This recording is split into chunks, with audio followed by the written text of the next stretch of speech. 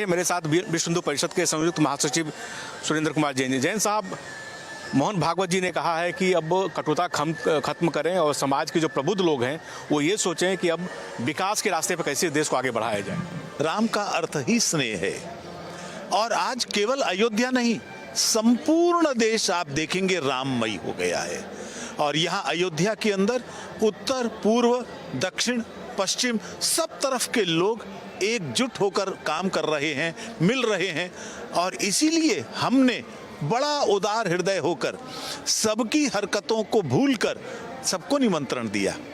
कितना अच्छा दृश्य होता यदि सभी पार्टियों के लोग यहाँ पर आते और रामलला के चरणों में बैठकर एक नए भारत के निर्माण का संकल्प लेते।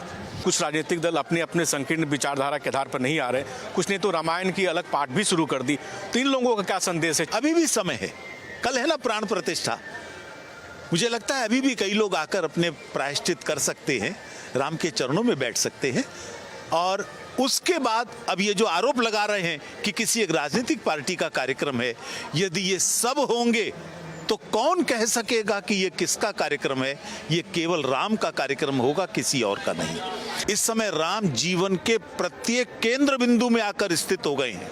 कोई राम का विरोध करके न राजनीति कर सकता है, न कोई अन्य कार्य कर सकता है। ये वास्तविकता समझकर सबको आना चाहिए। मैं आज भी सबको निमंत्रण दे रहा हूँ। सर, जिस तरह से 11 दिन से प्रधानमंत्री नरेंद्र मोदी साउथ के सारे जो इम्पोर्टेंट लोकेशन से जहाँ भगवान राम गए थे वहाँ जा रहे हैं, उनको एक आत्मसात कर रहे हैं, अब पूरी दुनिया को याद दिला रहे हैं कि प्रभु राम सबके हैं। तो ये जो मैसेज देने का तरीका प्रधानमंत्री को, उसको कैसे देखते हैं आप? अद्वितीय है। राम भारत के कण कण में है। जो संपूर्ण देश में 235 स्थान राम वन गमन के थे, उसमें 55 से ज्यादा स्थान तो दक्षिण के हैं। उत्तर के बिना और दक्षिण के बिना राम कैसे हो सकते हैं? शरद बारी के साथ कमलेश सिंह, भारत एक्सप्रेस, अयोध्या।